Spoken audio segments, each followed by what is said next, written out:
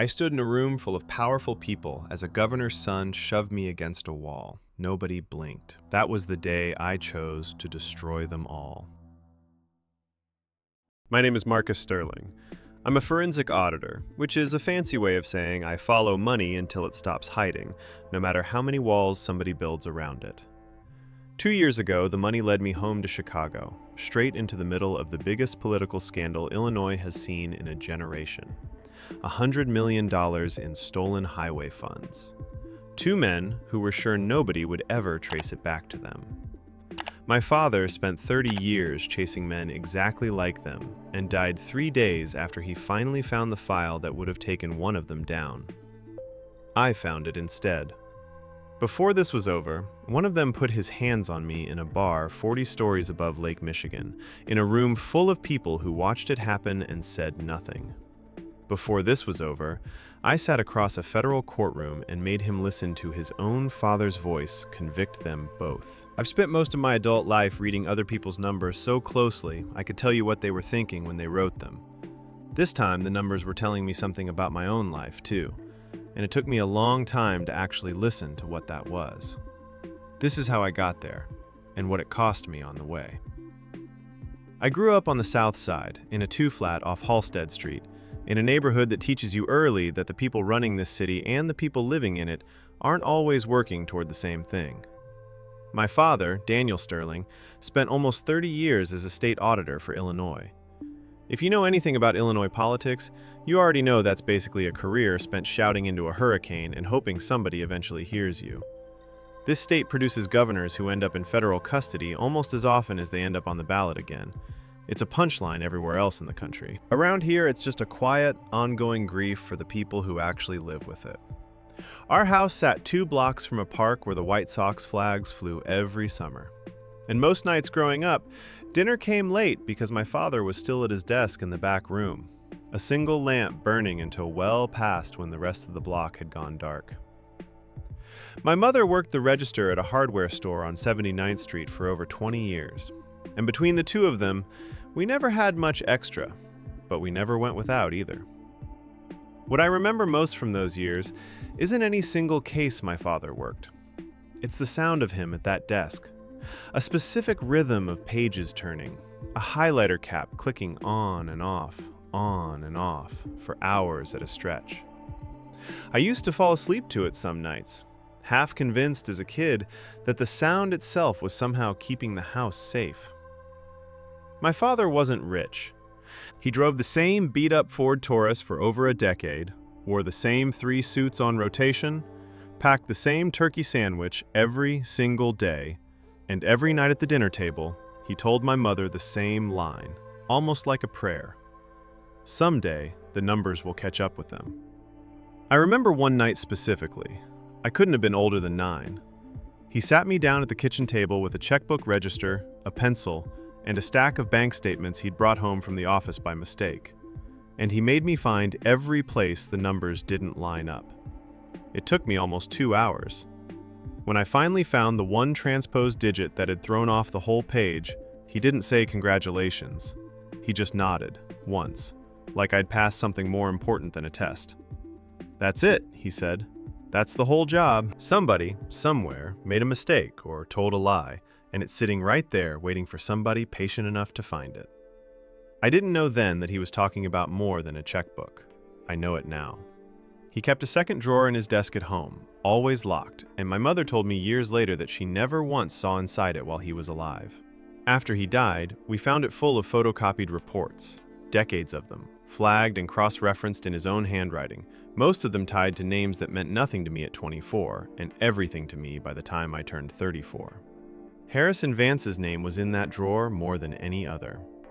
I was 24, working an entry-level compliance job downtown, still young enough to think my father's obsession with corrupt Springfield politicians was a slightly embarrassing personality quirk. The kind of thing you roll your eyes at during holiday dinners. Then, on a January night, driving home along Lakeshore Drive in a snowstorm, his car went off the road near an overpass he'd driven 1,000 times before, in weather he'd driven through 1,000 times before that. The report called it a cardiac event, brought on by stress and years of overwork, compounded by ice and poor visibility. Maybe that's exactly what happened. But I grew up the son of an auditor, and I never once believed that report added up. Not for a single year afterward. The funeral was small, which felt wrong at the time and feels exactly right in hindsight. A handful of coworkers from the state auditor's office, a few neighbors, my mother's sister down from Milwaukee.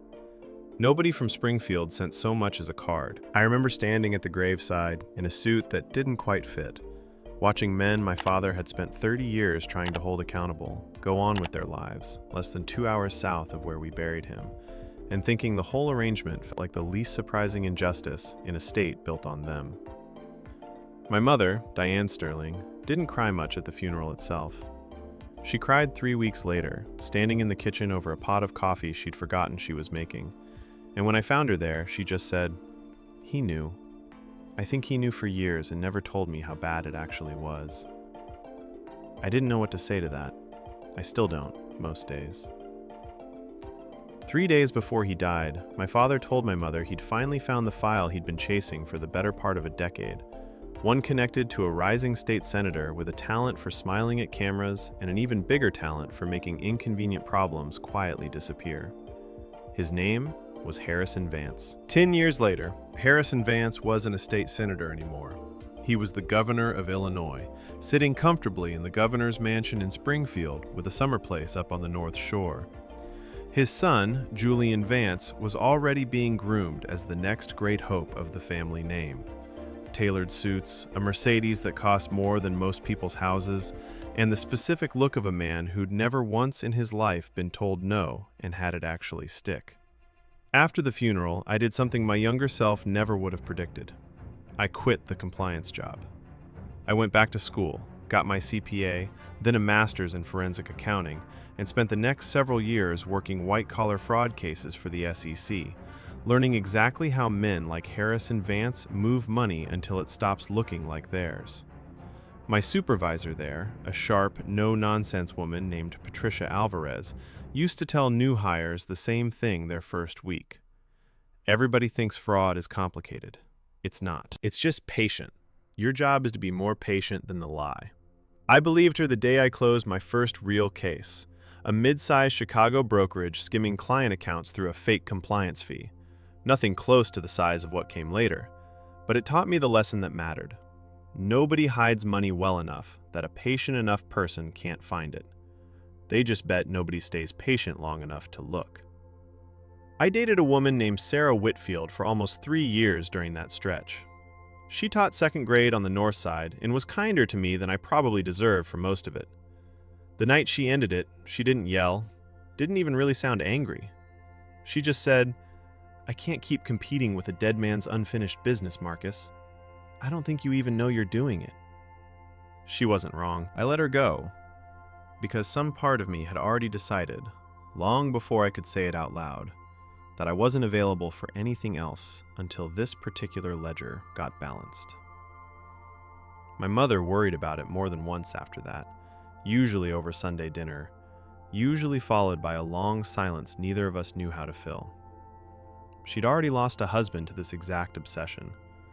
I think some nights she genuinely wondered if she was about to lose a son to it too, just slower and quieter.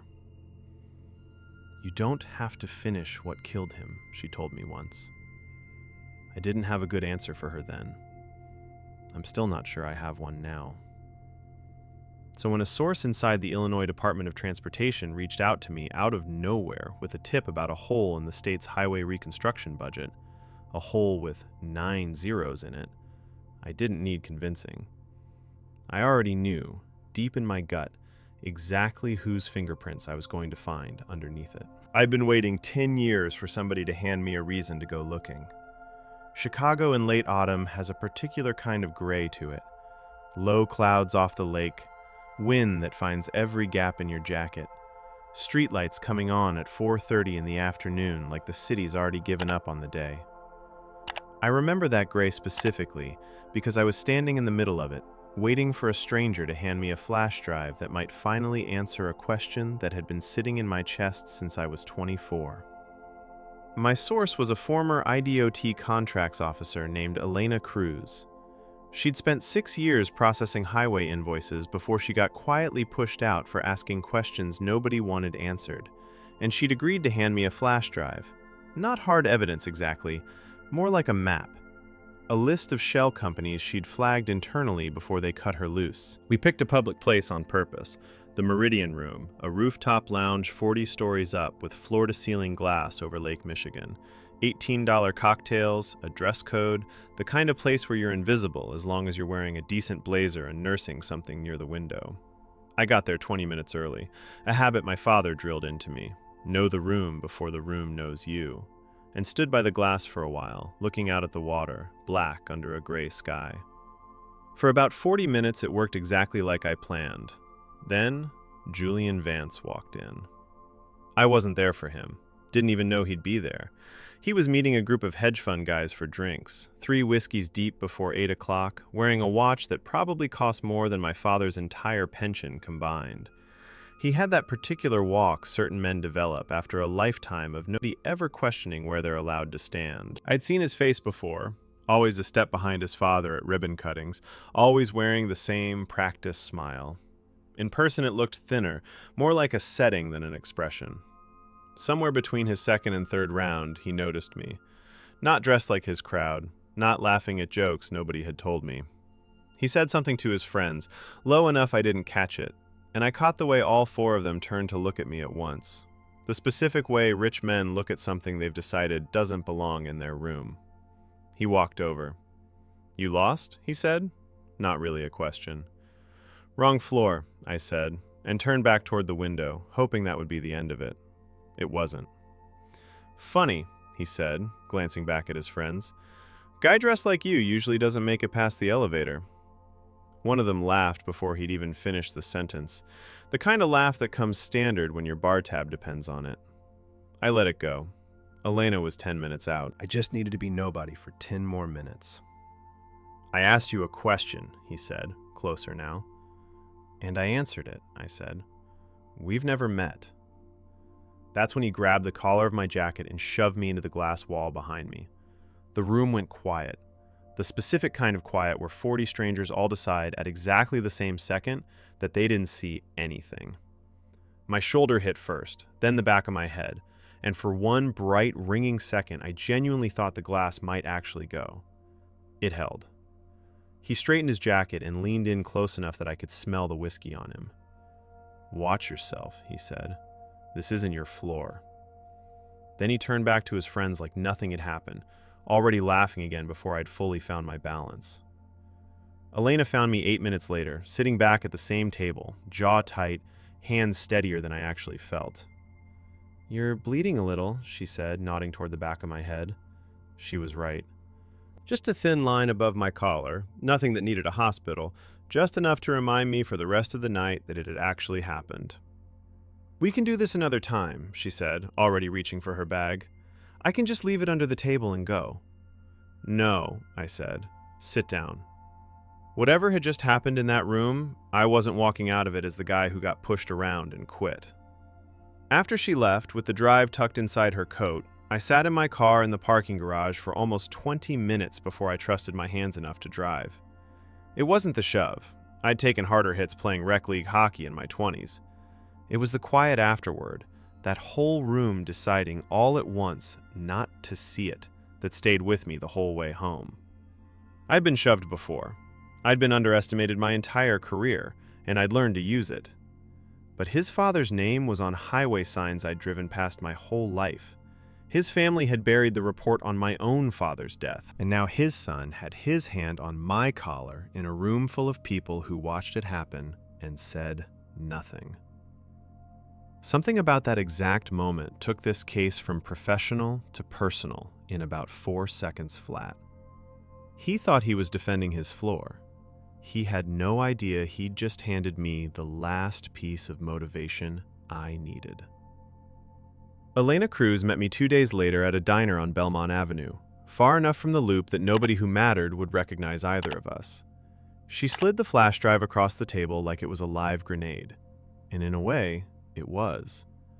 Before I even touched it, she told me her story, because I think she needed someone to understand what she was risking. She'd started at IDOT at 26, proud to be working in public infrastructure. 6 years in, she started noticing invoices that didn't match completed work orders. Highway resurfacing jobs paid in full months before a single truck showed up. Consulting fees for firms nobody in her office had ever actually met. She flagged it internally, the way you're supposed to. Her supervisor told her to drop it. She flagged it again. 2 months later, her position got eliminated in a budget restructuring that somehow didn't touch anyone else's job at all. "I'm not doing this to be a hero," she told me, turning her coffee cup in a slow circle. "I already lost the job over these numbers. Figured I might as well get something out of it besides getting quietly walked out of a building." A former records clerk named Walter Obuya reached out about 2 weeks later, once word got around, carefully, privately, that somebody was finally asking real questions. Walter didn't want anything from me. He just wanted to hand over copies of internal memos flagging the same 4 vendor names. Memos that had been buried in a filing system nobody was ever meant to search twice. I met him once, at a coffee shop near his home in Oak Park. He spent most of that meeting not looking at me directly, stirring the same cup of coffee for almost 20 minutes before he said anything at all. "I processed those payments with my own hands," he finally said, still stirring. "Every single one. Told myself for years it wasn't my job to ask where the work went, just that the paperwork matched. I don't believe that anymore." The drive held 4 company names, all flagged internally before Elena got pushed out. MERIDIAN Infrastructure Group, Prairie State Consulting, Continental Bridgeworks LLC, Lakefront Civic Solutions. 1 registered agent, 1 address. A strip mall in Springfield that, according to public records, also housed a nail salon and a tax prep storefront. I drove down myself early on, just to see it. 2 hours south past flat winter farmland and gas station billboards, and there it was, a beige strip mall, a locked glass door, 4 company names taped to a single buzzer that nobody had ever apparently staffed. I stood in that parking lot a long time. $100 million. And this was the address it all supposedly ran through. I spent the next several weeks doing what I actually do best. A laptop, 3 monitors, considerably more coffee than any doctor would responsibly recommend. Tracing wire transfers through banks in the Cayman Islands and shell registries out of Delaware. Matching invoice numbers against ghost employees who didn't exist anywhere outside a payroll spreadsheet. Every road led back to the same family trust. Harrison Vance's own brother-in-law sat on the board of MERIDIAN Infrastructure Group. Julian Vance's college roommate was listed as the sole employee of Prairie State Consulting, a company whose tax filings showed exactly 1 client in its entire existence: the state of Illinois. It wasn't complicated. It was just greedy. And it had been running long enough, comfortably enough, that everyone involved had clearly stopped being careful. The breakdown, once I finished mapping it, told its own story. 31 million routed through MERIDIAN Infrastructure Group for a repaving project on I-55 that inspection records showed had used barely a third of the asphalt tonnage it billed for. 26 million through Prairie State Consulting for engineering reviews nobody could produce a single actual report for. The rest split unevenly between Continental Bridgeworks and Lakefront Civic Solutions, mostly through inflated change orders on bridge inspections that, according to IDOT's own field logs, had sometimes been logged as completed on days when the inspecting engineer was documented as being on vacation in a different state entirely. It's the kind of detail that sounds almost funny until you remember what a bridge inspection is actually supposed to prevent. Across 6 fiscal years, the total came to $100 million in state highway funds diverted through 4 shell companies for work that IDOT's own inspection logs showed had either never been completed or, in several cases, never even started. But pull on a thread connected to a sitting governor, and eventually, somebody notices it's moving. 3 weeks in, I got a call from a blocked number. A man's voice, calm, almost friendly, telling me a person in my position should think carefully about which doors he keeps knocking on in this state, that Illinois has a long memory for people who make things difficult for the wrong families. I hung up without saying a word. I didn't call the police. At that point, I didn't know who in this state I could actually trust. a lesson my own father had learned personally and paid for permanently. Instead, I stopped working alone. I called Naomi Chen, an old contact from my SEC days, now an assistant U.S. attorney out of the Dirksen Federal Building. I laid out everything I had, start to finish, over 3 hours in a conference room with bad coffee and worse lighting. She was skeptical at first, genuinely skeptical, the kind you develop after 100 people walk into your office convinced they've uncovered the crime of the century. But she went through the shell company filings herself, cross-referenced 2 names against a database her office already had open on an unrelated matter, and about 40 minutes in, I watched her whole posture change. "I've had my eye on irregularities in these transportation contracts for over a year," she admitted, sliding the folder back across the table. "I've just never had anyone hand me a paper trail this clean, this complete." She looked up. "You understand this doesn't stay yours once we start. It becomes ours." "I didn't do this to keep it," I told her. Within a month, my private audit officially became a federal investigation. I spent almost as much time in the Dirksen building as I did in my own apartment. Chin's team worked out of a windowless conference room on an upper floor that everyone started calling the War Room, half joking, half not. A corkboard covered one wall, printed wire transfer diagrams, string connecting shell company names to bank routing numbers to property records. Chin ran that room like a surgeon, calm, unhurried, allergic to wasted motion. "Sloppy cases get dismissed on technicalities," she told me once, not looking up from a folder. "Clean cases get convictions. I don't care how satisfying the story is if the paperwork can't survive a defense attorney's first afternoon with it." So we made the paperwork survive. About 6 weeks into the federal side of the investigation, Chin brought in an FBI financial analyst named Priya Nathan to cross-check my work against the Bureau's own systems. Mostly, I think, to make sure a defense attorney couldn't lay claim the entire case rested on one guy's spreadsheet. Priya was thorough in a way that made me nervous the first week, and grateful for it by the third. She found 2 invoice discrepancies I'd missed entirely, buried in a batch of Continental Bridgeworks paperwork from a fiscal year I'd already signed off on. "You had the right answer," she told me, sliding the corrected numbers across the table. "You just had it for the wrong reason, on page 2. Doesn't matter for the total, but it'll matter if a defense attorney gets a hold of it." I spent the next 2 nights redoing that section from scratch. It was tedious, unglamorous work, the kind nobody ever puts in a movie about cases like this one. But it was also exactly the kind of thing that decides whether a case holds up in front of a jury, instead of just sounding good in a headline. I stopped seeing the handful of friends I had left. I ate more meals standing over a kitchen counter at midnight than sitting at an actual table. Elena Cruz agreed to testify under federal protection. Once she heard Elena had come forward, Walter Obuya quietly agreed to do the same. Things moved faster after that. They also got more dangerous. 2 weeks after I started working with Chen's office, my apartment off Wabash Avenue got broken into. Nothing was stolen. My laptop sat right there on the desk, in plain view, untouched.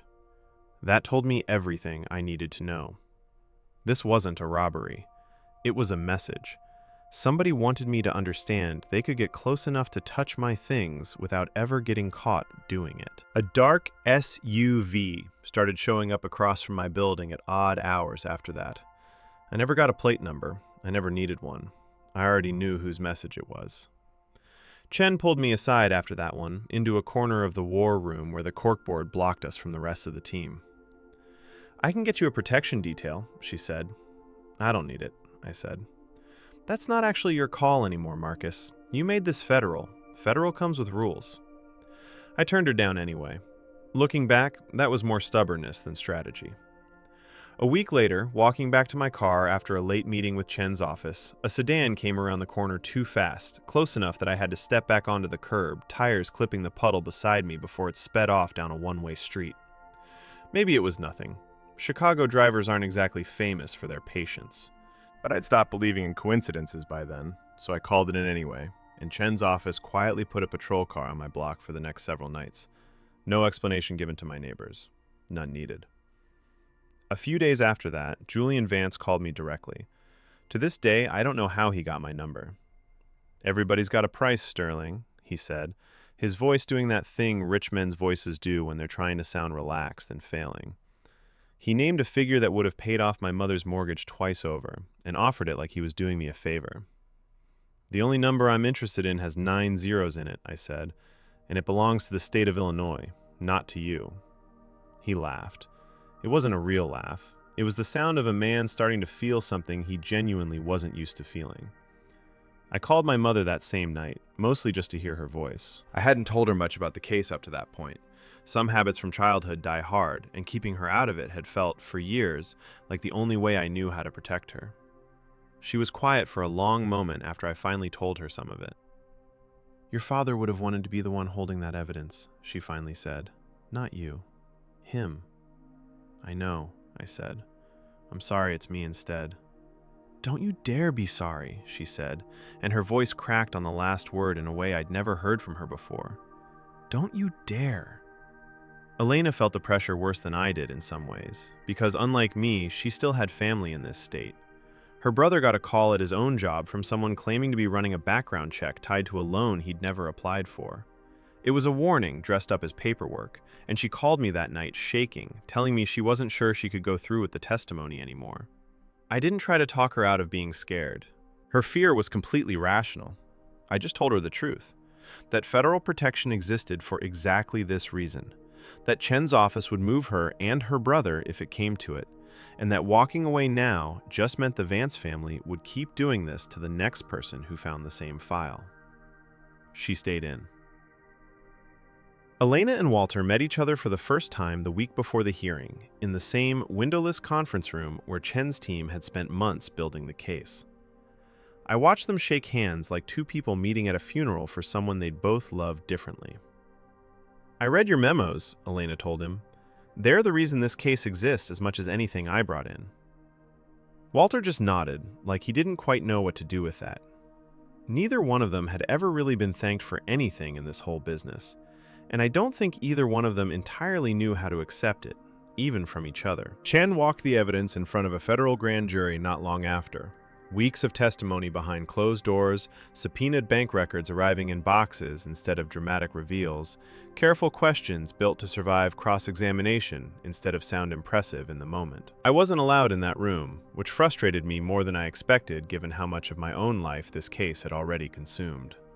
I spent those weeks doing the only thing I actually knew how to do, refining the financial model, double and triple checking every wire transfer against bank statements, making sure that when this finally reached a courtroom, nothing in my own work would give the Vance family's lawyers a single loose thread to pull. The wiretap took 11 days to get approved. 11 days of watching Chen's office build probable cause affidavit by affidavit, citing every wire transfer, every shell company filing, every sworn statement from Elena and Walter, stacking it high enough that a federal judge finally agreed there was enough here to listen in. I remember exactly where I was when Chen called to tell me it went through, standing in my kitchen at 11 at night, at the same kind of kitchen table where my father once taught me to read a checkbook register, and for a second I had to sit down before I could say anything back to her. By the time the FBI's Financial Crimes Unit had a complete case file, bank records, shell company documents, sworn testimony from Elena Cruz and Walter Obuya, and a forensic trail with my name on every page, Chen's office had secured something none of us had dared hope for at the start of all this: a court-authorized wiretap, catching Harrison Vance himself on a recorded call, discussing exactly how the kickbacks from the highway contracts were meant to be split that quarter. Not implied, not suggested, spelled out plainly in his own voice on tape. When Chen played that recording for me the first time, in a small conference room with the blinds drawn, I didn't feel triumphant. I felt something colder and steadier than that. I felt like my father's entire career, every late night, every ignored report, every year my mother spent listening to him say, "Someday the numbers will catch up with them," had finally, 10 years too late, been proven right in a single audio file. We had our case, we had a hearing date, and Harrison Vance had no idea what was about to walk through the front door of that federal building. The hearing took place on a gray Tuesday morning in a federal hearing room inside the Dirksen building. Too much fluorescent light, not nearly enough air. The first face I saw when I walked in was Julian Vance's, sitting in the front row behind his father's legal team, wearing the same smirk he'd worn the night he put his hands on my collar. Harrison Vance sat beside his lawyers, looking exactly like what he was, a man who'd spent 30 years being the most powerful person in every room he ever walked into, fully expecting this one to be no different. I wasn't nervous, which surprised even me. When Naomi Chen called my name to present the financial findings, I walked to that podium like a man walking into his own living room. I glanced back once before I started and found Elena Cruz near the back of the gallery, hands folded tight in her lap, Walter Obuya beside her. They were there by choice, not obligation. They wanted to see this ledger closed with their own eyes. I didn't shout, I didn't perform. I laid it out the way my father taught me to read a ledger when I was barely old enough to understand what one was. Patiently, letting the numbers do the talking they've been waiting a decade to do. MERIDIAN Infrastructure Group, Prairie State Consulting, Continental Bridge Works, Lakefront Civic Solutions, one Springfield address, $100 million in state highway funds, diverted across 6 fiscal years. I showed the wires moving from state accounts into consulting fees, from consulting fees into offshore holdings in the Caymans, and from those holdings into a private family trust benefiting exactly 2 people on this entire planet. I put a signature on a payroll document next to the actual driver's license of the man it supposedly belonged to. 2 signatures that didn't match. For an employee who, when FBI agents finally reached him, had no idea he was even on a state payroll. Document by document, I built a mountain, and I watched Julian Vance's smirk get smaller with every page on that screen. Harrison Vance's lead attorney rose for cross-examination. "Mr. Sterling," he said, "you're not a law enforcement officer. You built this entire narrative from spreadsheets. Isn't it true that correlation between family members and business filings doesn't prove criminal intent?" "It's true," I said. "That's why I didn't build the case on correlation." "You built it on wire transfers you've interpreted yourself." "I built it on wire transfers, bank records, sworn testimony from 2 people who processed the actual payments, and inspection logs showing the work was never done. I didn't interpret any of that. I just followed where it went." He tried a different angle after that, objecting to the relevance of the ghost employee testimony. The judge didn't even look up from the documents in front of her. "Overruled. Continue, Mr. Sterling." I did. Elena Cruz testified after me. She kept her hands folded the same way she had in the gallery, and when the defense suggested she'd invented the shell company list out of resentment over losing her job, she didn't raise her voice. "I flagged those names 2 years before anyone fired me," she said. "I've got the internal emails to prove it. I didn't need to make anything up. I just needed somebody to finally look at what I'd already found." Walter Obuya testified after her, quieter, steadier than I expected, given how nervous he'd been every time I'd met him. When asked directly whether he'd personally processed the fraudulent payments, he didn't hesitate. "Yes," he said, "with my own hands. I should have said something years earlier. I'm saying it now." That was as far as the defense got before Naomi Chen stood up. "Your Honor, the government would like to enter one final piece of evidence." The recording. Harrison Vance's own voice, filling that fluorescent room, calm and businesslike, walking an unnamed associate through exactly how the highway kickbacks were supposed to be split that quarter, the way other men might discuss a golf handicap over lunch. There's a particular silence that happens when a room full of lawyers and federal agents all stop breathing at the same second. I let the recording finish before I looked at Harrison Vance. When I finally did, I saw a man watching his entire life turn to ash in real time, in a room he could no longer control, no matter how many lawyers sat beside him. His hands, flat on the table, had gone completely still. When the recording finished, I looked back once more at the gallery. Elena had her hand pressed flat against her mouth. Walter was sitting very still, staring at the defense table like he still couldn't quite believe he'd said any of it out loud. Neither of them said a word to me that day. They didn't need to. Julian Vance's smirk didn't fade. It came apart, piece by piece, and for the first time since that night in the Meridian room, he looked at me the way I must have looked at him back then. Small, cornered, suddenly aware of exactly how much of that room he'd never actually owned. The verdict didn't come that same day. Federal cases rarely move that fast, whatever television tells you. Harrison Vance was convicted on 11 counts of wire fraud and public corruption 4 months later, after a trial that ran 4 weeks and ended with a jury deliberating for just under 6 hours.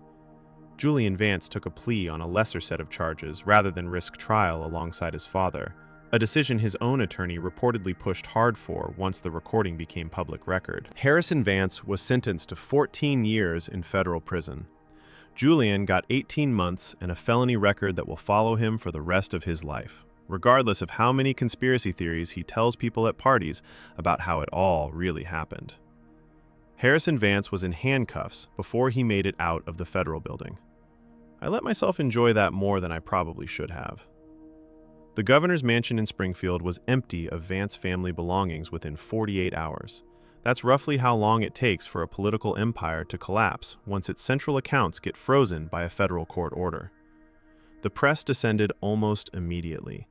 Camera crews camped outside a mansion that, only weeks earlier, had hosted fundraisers with a line of black Escalades and Mercedes sedans stretching down the driveway. One local anchor called it, on air, the fastest collapse of a state political dynasty in modern Illinois history, which, given this state's history, is genuinely saying something.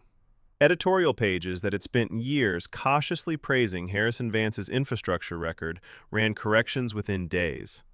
Lieutenant governors and state legislators who'd spent years standing next to him at ribbon cuttings suddenly couldn't recall, on the record, ever being particularly close with him at all. Power in this state has always had a short memory for its own friendships, the moment they stop being useful. Naomi Chen gave a short statement on the courthouse steps that evening, and I stood off to the side while she gave it, close enough to hear every word. This case took 10 years longer than it should have, she told the cameras, because for 10 years, the people who could have stopped it had too much power and too little accountability. That ends today. She didn't mention my name. I hadn't asked her to. Some victories are better left quiet. And besides, I already knew what this one had cost me to get. That was enough. Outside the federal building that same afternoon, reporters shouting questions from behind a police line, I passed within 10 feet of Julian Vance for the last time. He didn't say anything. Neither did I. He just looked at me for a second, the same way you'd look at weather that had ruined a plan you'd been counting on. And then his lawyer steered him toward a waiting car, and that was it. That was the last time I ever saw him in person. Julian Vance didn't get a redemption arc. I know people watching stories like this one sometimes expect a moment where the villain looks inward and changes. That's not what happened here. His trust accounts froze alongside his father's. The friends who used to fill the MERIDIAN room around him on a Friday night stopped returning his calls within about a week. That's exactly what happens to golden boys the moment their gold gets seized as evidence in a federal case. Last I heard, he was renting a one-bedroom out in the western suburbs, driving something a lot less impressive than what he used to. Still telling anyone who'd listen this was some kind of conspiracy against his family's legacy. He didn't rot in some poetic way, he just became irrelevant, which might be worse for a man whose entire sense of himself was built on being noticed. Within a year, the state legislature passed a package of procurement reforms directly tied to the case. New rules requiring independent verification on any state infrastructure contract over $5 million, and a whistleblower protection statute that state employees started calling, informally, Elena's Law, though nobody ever put her name on it officially. She told me once that she didn't need her name on it. She just wanted the next person who noticed something wrong to have an easier time saying so than she did. Elena Cruz got her career back, in a sense. She consults now for a state ethics oversight office, reviewing exactly the kind of contracts that once cost her a job for asking the wrong questions. Walter Obuya retired quietly downstate and sends me a Christmas card every year, which is more thanks than I ever expected out of any of this. Elena and I still get coffee every couple of months, at the same kind of unremarkable diner where this whole thing started. We don't talk about the case much anymore. We just talk. That's its own quiet kind of win, that the two of us got to become people who knew each other outside of $100 million and a decade of fear. I didn't get a parade, and I never expected one. My father's name isn't on any plaque in Springfield, and it probably never will be. But the men who built an empire on top of his death are gone, and the state is recovering what it can of that 100 million. Money that's finally headed toward the roads and bridges it was always supposed to fix. A few months later, the state announced the first project funded by the recovered money, a full reconstruction of a stretch of overpass along Lakeshore Drive, the same stretch where my father's car went off the road that January night. I don't know if anyone who made that call even knew the connection. I've never told anyone at the state, and I probably never will. Some things you just let be a private kind of justice. I called my mother from the courthouse steps before I did anything else. She didn't say much at first, just breathed for a second on the other end of the line, like she was steadying herself before she trusted her own voice. "Your father would be so proud of you," she finally said. "He'd also tell you to go home and sleep for about a week." I told her I would. I didn't. Not really. Not for a while. But I meant to. A week after the verdict, I drove out to the cemetery on the south side where he's buried. I stood there a long time without saying much of anything, because I'm not sure grief actually works the way it does in the movies, where somebody delivers a perfect closing line to a headstone. I just stood there and thought about a 9-year-old kid at a kitchen table with a checkbook register, and a father who never got to see how the story ended. Then I walked out into a wind coming straight off Lake Michigan, cold enough to clear your head whether you want it cleared or not. And for the first time in 10 years, I didn't feel like I was chasing anything anymore. These days I still take on forensic work, mostly for the SEC and, once in a while, for reporters chasing something they can't quite prove yet on their own. None of it has come close to matching the scale of what happened in Illinois, and honestly, I hope nothing ever does again. But I keep my father's old checkbook register in a drawer in my own desk now, the actual paper one from all those years ago, mostly just so I remember where all of this started. I still drive past that stretch of Lakeshore Drive sometimes, the one they finally repaved with money that was always supposed to be there in the first place. I won't pretend I don't slow down a little when I pass it. Some debts take 10 years to collect. This one finally did. If this story of greed and justice kept you on the edge of your seat, hit that like button and subscribe for more deep dives. What's your take? Let us know below.